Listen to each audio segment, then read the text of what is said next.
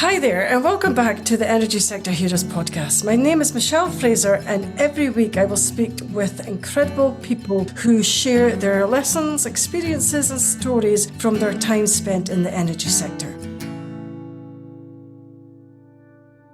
Hi there, and welcome back again to this week's episode. If you're new to the show, then please take a second to subscribe and even consider sharing the show with just one other person. This week, I am joined by Elvin Mammadov. Elvin is the founder and president at Opla Energy. Elvin, would you like to introduce yourself, please? Yeah, for sure. Thanks, Michelle. I'm Elvin Mammadov. Like you said, I'm currently president and a founder board of directors of Opla Energy, which is a managed pressure drilling company across the North America, which means Canada and US. At the moment, we're operating in 2 countries. Okay. So how did you get started off in the energy sector then? My bachelor degrees is in petroleum engineering. So I was always in oil and gas, basically by studying school and then always, hoping and envisioning and see myself in oil and gas industry. So indeed, I did bachelor degrees in petroleum engineering and masters in mechatronics, which is mechanical and electronics in Toronto, Canada. And then about 2010, I moved to Calgary, Alberta, which is the basically oil and gas state or province of Canada, and started in oil and gas as in D&M, drilling and measurement. So as a field drilling engineer. Okay. So what made you go into drilling rather than the process? Honestly, I think that what most excites me, and still does, even in the different roles and always been, is because the drilling is underground. It's always unknown. So you're always faced with unexpected, and it needs a creativity and problem solving skills to be able to figure out the things, because you can't touch, you can't see. All you have to do is just, it's like same as a space industry. So you've never been there, but you're engineering something that, based on your historical data and based on your knowledge and skills, and I think it's pretty exciting. Is it difficult to drilling to be, because it is a very demanding job, it's a very hard labor job as well, but is it quite difficult to do the drilling then? It is. I mean, it depends on, of course, the fields, if it's the mature fields or if it's the exploration fields. So basically, I love the most exploration fields, and since the beginning of my career, because it has a lot of more unknowns than regular fields, but definitely needs the full attention skills. And with today's industry, that, it's a very demanding for performance based, because, everybody is racing and trying to make sure that, if we used to drill in 30 days the well, that how we can achieve in 9 days now. So, and technology is moving on. So that's the most exciting part of it. So does it take less time to drill now then? Of course, because technology has improved.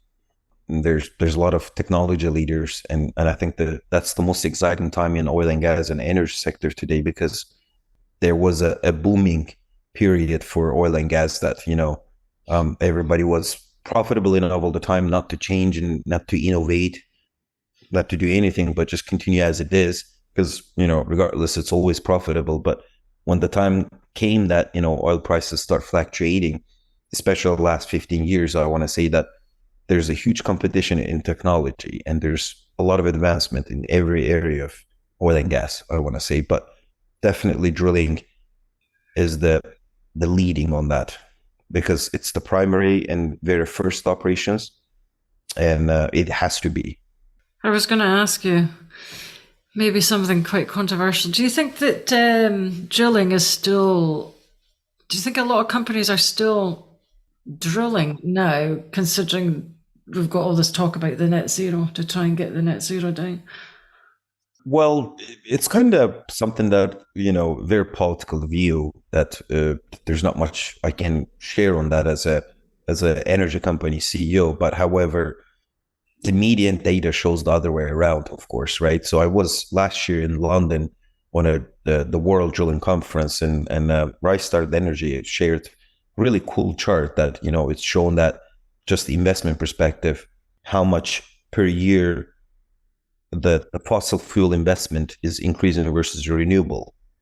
And it was an interesting graph, and it was shown based on the temperature of the world when it comes to net zero, and shown that how much the investment, well, investment means that if the more money has been invested, it means more wells been drilled in fossil fuel energy. That's how we interpret it in that graph, but not necessarily exactly the same understanding, but at least it shows the good trend. So I think it's getting challenging. We're drilling in more deeper wells in today's world, and more hot wells, basically, what we call it HPHT, and more challenging wells. So that's why the technology improvement or enhancement is becoming a must at this point. Okay. So for a younger audience, what is a hot well and what makes them so challenging? Like I said, I mean, there's been huge competition since 1950s, drilling practices versus in 20s practices. So there's a lot of technology like Adopl energy. We've invented a number of new inventions like IoT now being implemented now in our industry, machine learning, artificial intelligence, next generation drilling equipment designs been, launched. Like we are leading one in managed pressure drilling, but it is not only the managed pressure drilling. So there's directional, there's recontractors, there's top drives, and all kind of different aspects of the drilling is continuously and parallelly improving to achieve the better. And that reduce the cost of the drilling, of course, and at the same time increase the performance and safety overall, and overcomes the more challenging wells. So that actually unlocks at the same time to drill the more challenging wells. Okay. That is possible to do in 1950s or 30s or 60s or even 1990s at some point. Okay. Do you think that AI will have quite a big impact on the drilling? Of course, I mean, AI is all over right now. We at the Opal Energy, we already have initiated number of AI products, and we're running in the field. For example, in managed pressure drilling, we operate the chokes to control the bottom hole pressure constantly. That used to be controlled by human, the choke positions. So it's basically, to get into more technical, but there's rig pump and there's your choke. So you're decreasing or increasing the rig pump, and your choke has to, move accordingly. If it's increasing, it needs to decrease. If it's decreasing, it needs to increase the position. And just like how, driller were playing with his pump, and then, there was an MPD operator playing his choke now, but now it does actually completely controlled by the AI, and it's shown a superior performance. Okay. So on the non-linear choke algorithm, PNID technology, that we own the patent on that. So aside that, I mean, we currently have about 3 different AI, either supportive products or the main products running in the field, which we own the patents on most of them, and we're leading on managed pressure drilling side ourselves. Okay.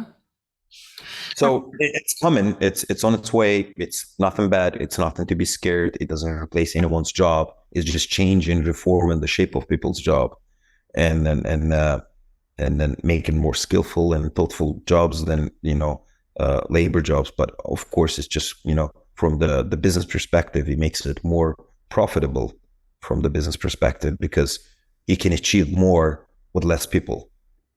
Okay. How can you achieve more with less people? Well, put it this way.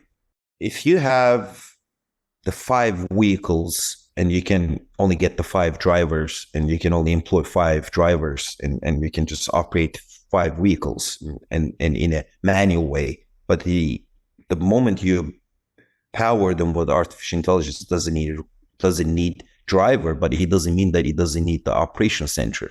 So now you can operate 10 vehicles or 15 vehicles or n number of vehicles from the operating center by the subject matter experts of 5 or 6. So still the same driver sitting in front of the computer, not in the vehicle. So that's exactly what we're doing. So not necessarily have moved 100% of our operations to unmanned or remotely controlled, what we call it. It's still manned. That's why we never use unmanned words. It's a pretty hot keyword now in oil and gas, but I'm completely against to it.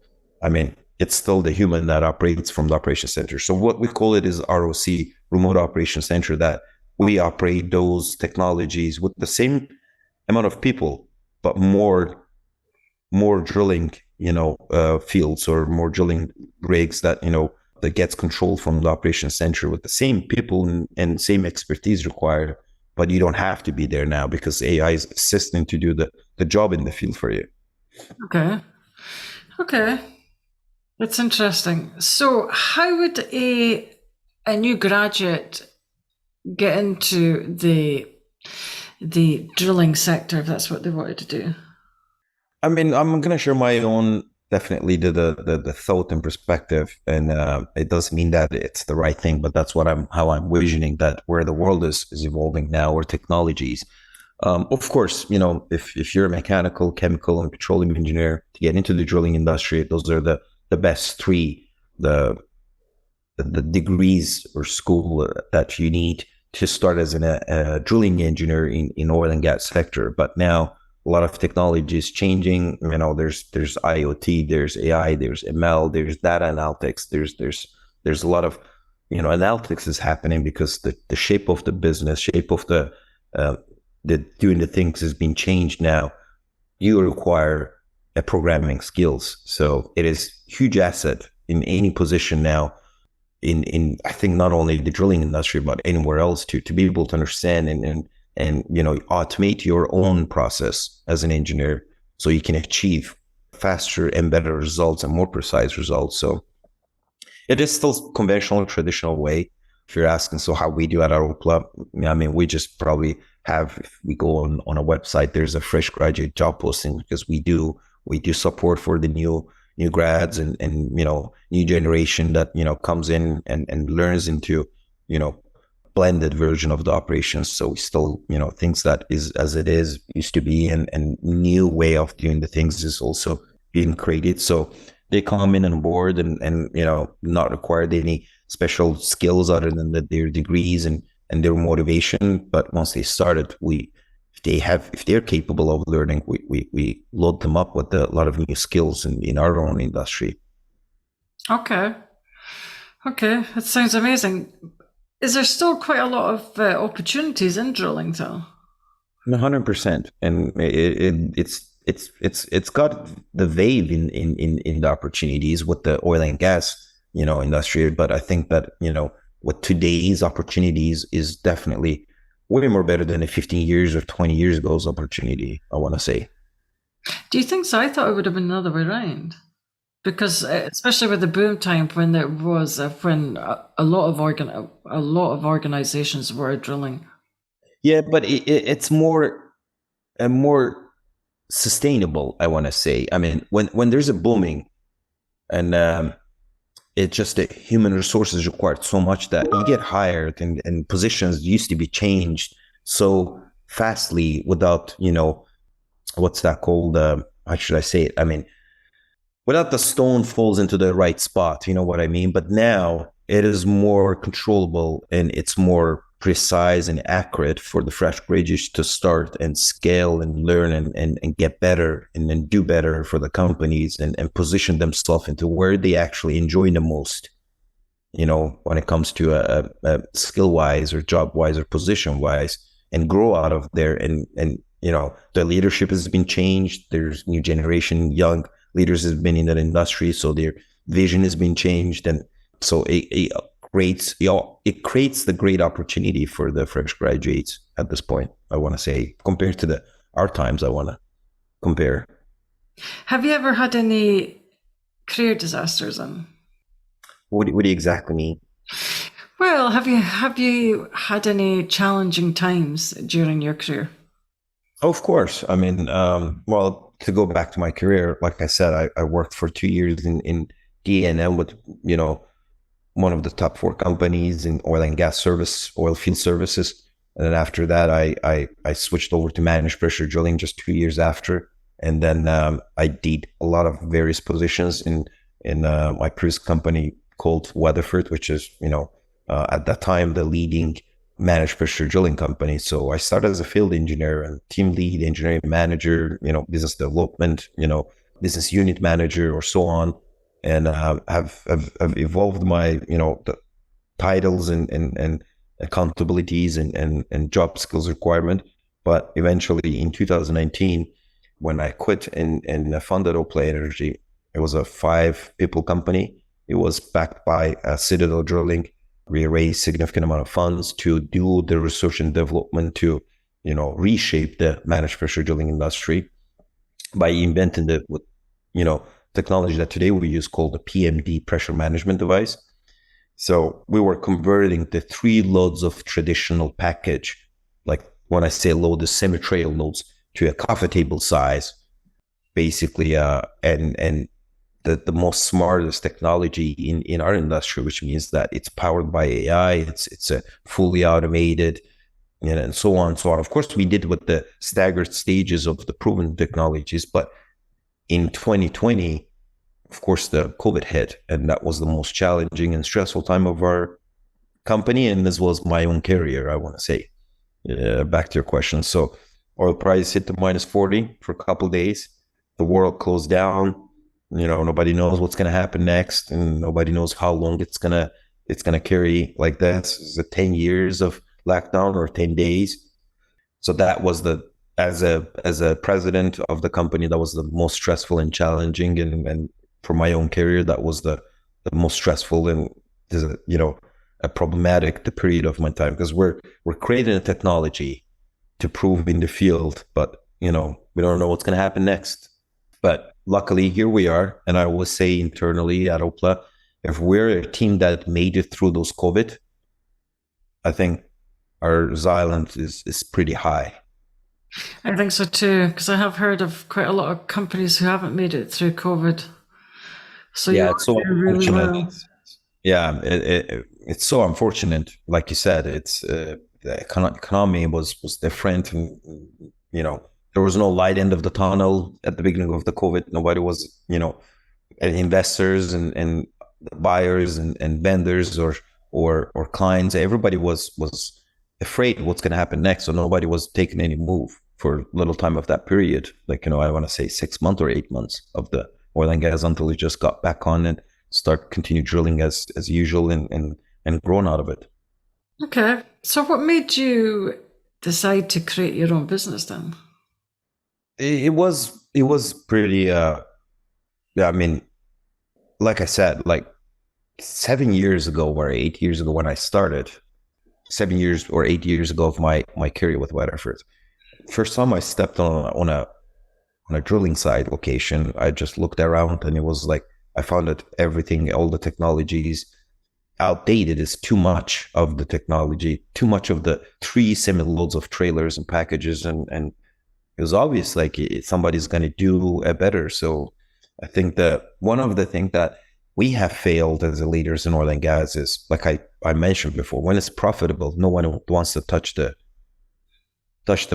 working things. So saying like, well, it's profitable, let's move on. So, but eventually there's going to be a small startup companies get backed by, investors, or maybe it's the bootstrappers. So who knows how it's going to be, but somebody's going to break through a new technology and shake up the market. So back to your question. Yeah, I felt it. I think I felt that it could be done better.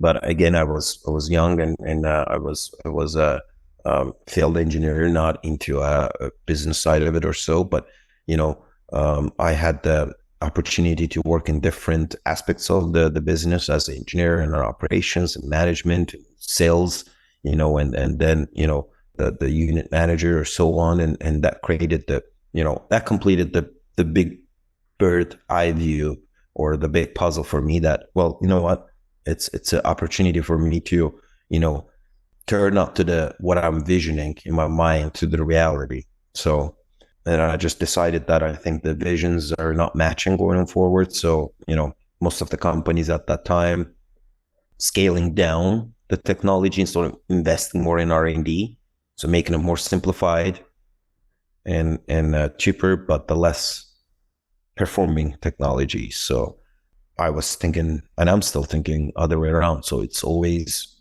smarter to invest and automate and do better every day of your own, versions basically, and then, make it more profitable, more scalable, and more agile. And I think those are the businesses can always sustain throughout the history. If you go back to BlackBerry example, like, invented the first smart iPhone, but just stopping right there, the iPhone, I'm saying the smartphones, but stopping right there, not, reinventing of BlackBerry of its own technology. You create an opportunity for the companies out there to come up a better idea, and eventually you get outdated. And I think that's the key of the success in any leader of the companies or visionary of the companies, because it's got to be continuously I say this words for everywhere else, the best competition is with your own. So you have to compete your yesterday's version or last year's the version of technology this year. Otherwise somebody else is going to compete, somebody's going to come up with that idea. So was it an easy step for you to take then? Basically, in 2019 in April, I just decided that I want to quit, and a couple months of, about a 6 month of relaxing and just putting my own thoughts together. And I approached the venture capital and investors and share my ideas and putting together the business plans and Citadel Drilling, and like the idea, and the CEO of the Citadel Drilling, Dan Hoffert, he has been previously in the business industry of managed pressure drilling. So he understood and he got into the same vision. He liked the idea, and then we started working together. So basically, we got the first tranche of the investment to invent and design that technology. And then I pulled together the team of 5 and 6 at the beginning, mechanical designers and so on, and electrical and automation software, and start putting together the first version of the technology and put on the plans to stagger the new inventions and deploy to the field one by one rather than all together. So we can mature each part of technology, such as, we built the first traditional technology with the automated software by testing the software first. So when we know that when the PMD comes, the new next generation design, we don't have to worry about the software side of it because it's already the field proven. And then we went to the next automation electrical side. And then finally, when we had that hardware designed, we launched that. And then once it's all, of course, we went through tough days. I'm not going to say that it all worked on the first shot, but, we made it better every day, and by using it in the field, and thanks to those clients who bought into the same vision and technology, that they gave us the opportunity to make that happen by using us and helping us and providing us the feedback and guidance that how it helps their business, how it helps their operations. And today we were almost 100 people at Opal Energy and operating in 2 different countries and drilling 5 different fields right now, and we're the first IoT Internet of Things company and technology of the drilling industry, I want to say. And we're doing great. I'm pretty happy with today's situation with my company, my team, and our performance. So we've been changing up the market quite significantly. Like in Western Texas right now, the wells that used to be drilled 18 days, we're achieving about a 9 to 10 days right now. So cutting off and shaving off about 8 to 9 days by implementing the performance drilling with our technology. Okay. So was it easy to get sponsorship then? The sponsorship, you mean the investment part of it? Yeah, please. No, it's definitely not easy to raise an investment, especially what's that called?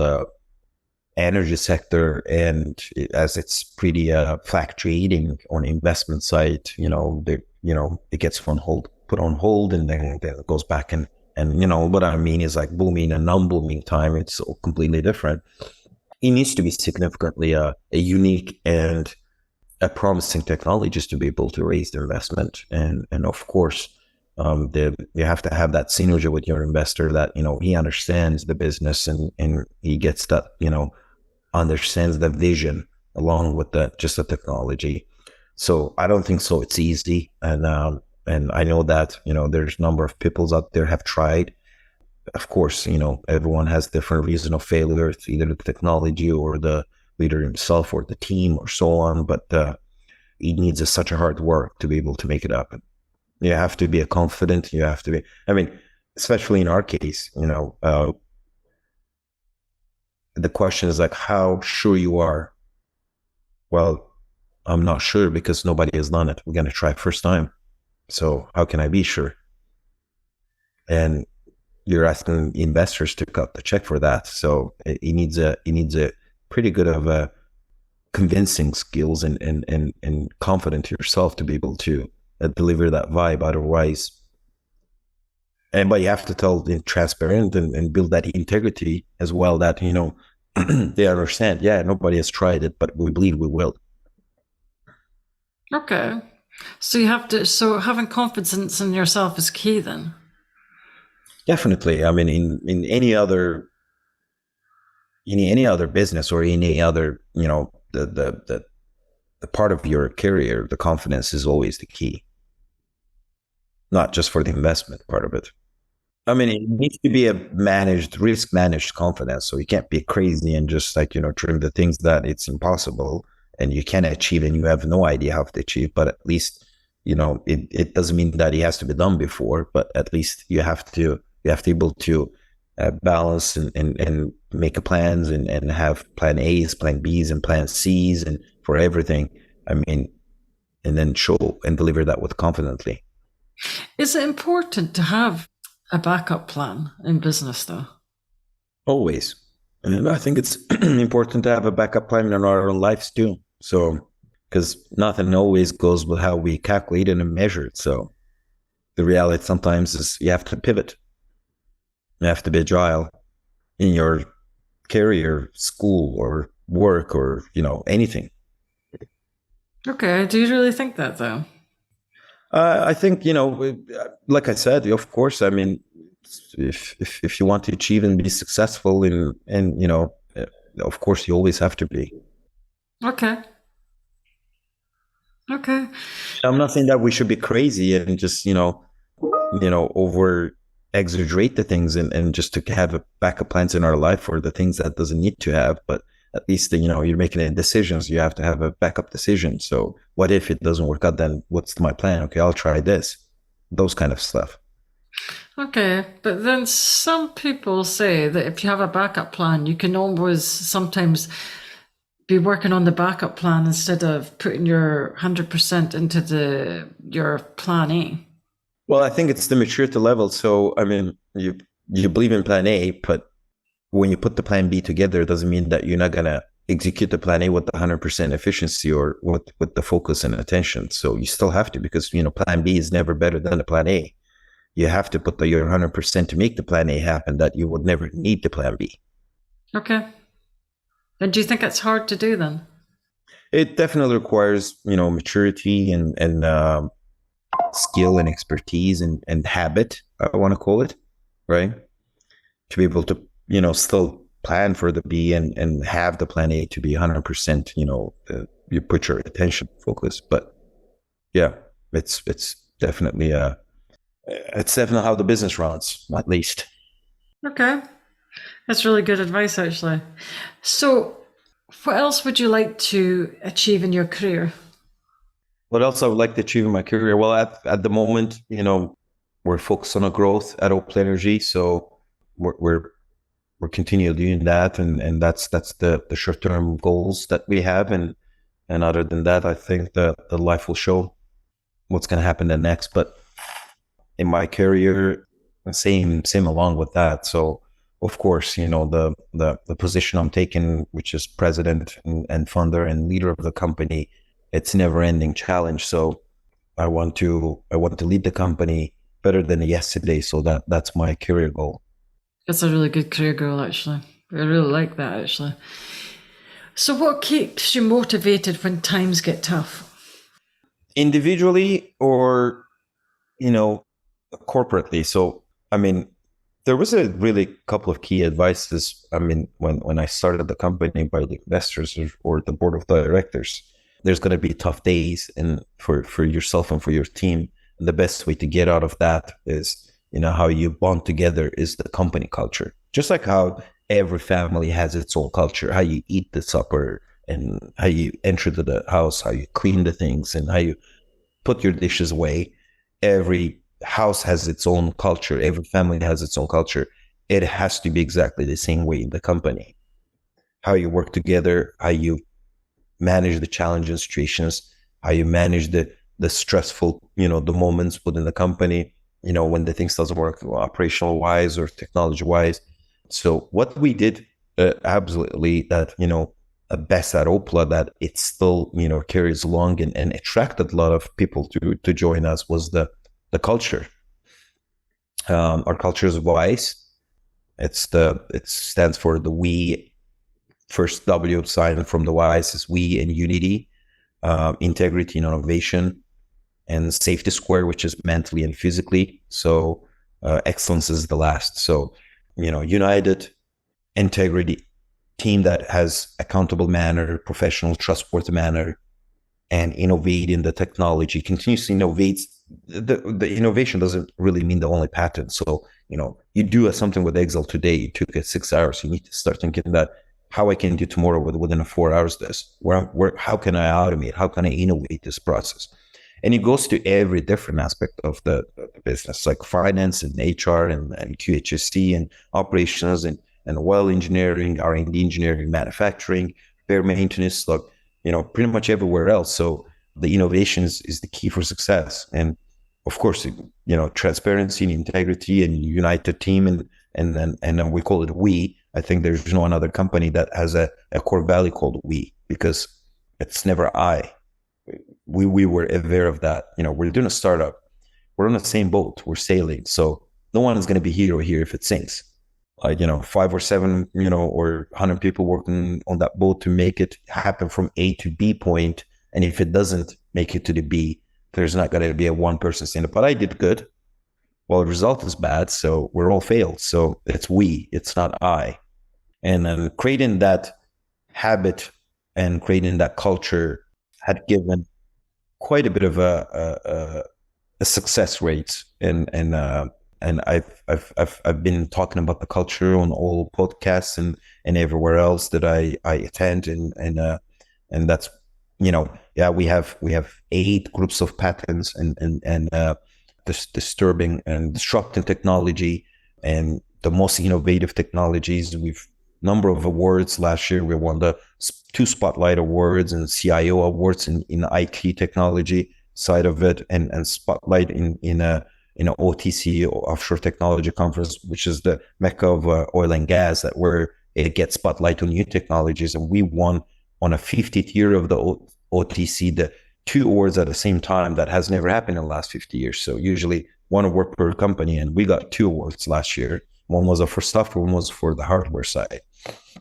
And just recently, we were top 10 innovators of the Darcy Partners Group, and so on. And it just continues on in those awards. But now, where I was trying to say is, the more than those, what excites me the most and makes me the proud most is the culture of the company. Not the words and technologies and success and tough days that we went through, the COVID time and so on. And I think those can be achieved by another group, by another team, if it wasn't us. But that the culture that we built that attracted like a chain bonding, and then collecting that, the skilled people and genuine people and genius people around was the culture. And I've heard myself a number of times, when people joined Oakland, that, I was hearing about the culture, and that was what excited me. I wanted to be part of that. So I think that is a very key for the success, and it is the key when you look back and everywhere in our life. So it's the key for it to be a family. It's key for it to be a friend, because the culture is needed. So if you don't have the culture, that's where the things falls apart. Do you think it's easy to create a good culture in your organization? It's not easy. Definitely, it's not easy. I'll tell you why. Because they're repeating the same habit is never easy. And doing that with the multidimensional company and then multiple people and everybody, all the leaders, all the vice presidents, all the executives, and all the board of directors and managers, it does a ripple effect, right? So no one should break that chain so you can deliver from bottom to top, top to bottom, the same culture. Definitely a tough and understanding of the importance of culture is very important at every level, so they understand that, okay, we got to keep this habit, because if I break this habit, the one below me will never care. And that's where the culture is going to break down, and then we're going to start thinking differently. Like one side of my team is going to go to the left, the other side is going to go right. So we need to proceed, forward, and we need to be on the same mindset. We need to be able to we can be a different people and different personalities, but it should be all around the common goal. And only way to have that common goal is the culture. So it is tough, and it needs a integrity within the team to be able to implement. And there are companies out there, and I've met with a lot of the friends and so on. Say, hey, I work for XLTD. It's like, hey, what's your core values? He's like, I don't even know if you have core value. Well, let's look it up. We pull the phone and type. It does have a core value, but the person who works there for 5 years doesn't even know what's the core value of the company or culture of the company, because it's just written, not implemented. Do you think a lot of companies do just have core values that they just are written down instead of implementing it? 100%. It just became the famous thing at some point. I don't know when. And, if you go to and type up any company and just, anything that any company just comes into your mind, the first, just go into Google and type XLTD or X company's core values or culture, you'll find something to read about it. But if you just ping on a people that works there for 10 years saying that, hey, what do you think about the company culture? There's going to be company and employees will say, well, I don't even know if you have one. There are a lot of companies out there, and there are a lot of families and individuals out there, like they just don't understand the importance of the culture themselves, right? So, but it's the key success for the startups. That's what I would tell. I mean, that's what I learned in my own career. It's important to have a really good company culture for a startup. Why does it make a difference? Like I said, it just bonds the key employees that who funded the company together, and then they can get across the table and achieve for the same goal, and then continue attracting the outside, because you can build the best technology, you can offer more money at the beginning, but don't forget, you're just 10 people company, you're competing with the 1,000 people employee counts of companies, and at the beginning everybody says, why should I leave this big company and go for a small company to work? And then what's the worst? If you attract them with more salary, because they will get attracted with the more salary somewhere else, and you can't afford that, because you're a startup, so you continuously have to grow, and you have to keep the head count steady with the people that you can count on. So, and the best way to attract them is your culture. So that's why it's a very, very key for success for startups. Okay, that's really insightful, actually. Because is it really hard for a startup to retain their key personnel? Of course, I mean it's. I mean, you look back, and just not from my own experience, but by reading, and educating ourselves. Yeah, of course, there's bad examples, there are good examples. So to detain the key personnel is it just doesn't make it sing the feeling. So of course, they're the one that visioned all this together. So I mean, it's always good to have the same people around that even if you join a company that has done a absolutely groundbreaking groundbreaking technology, and then you want to know who's the inventor. And when you can have an access to talk to those people, is makes you feel as a new employee a completely different thing, right? Yeah, I agree, actually. I do agree. So I'm going to ask you a question. Do you have any advice for any new graduates coming into the energy sector? I think the best advice I can give it is, in energy sector, I think it's the best sector, I'm known of, and it's so much of a connected sector that everybody, supports each other, and then, you actually enjoy while you work, versus some other sectors that I have never worked with different sectors, so it's not a perfect comparison, but I got that, friends and families who works in different sectors that I don't feel the same thing. They're enjoying the same way that we are enjoying the energy sector, because we're so much connected. We're so much supportive in the energy sector, and that's what makes it the most fun.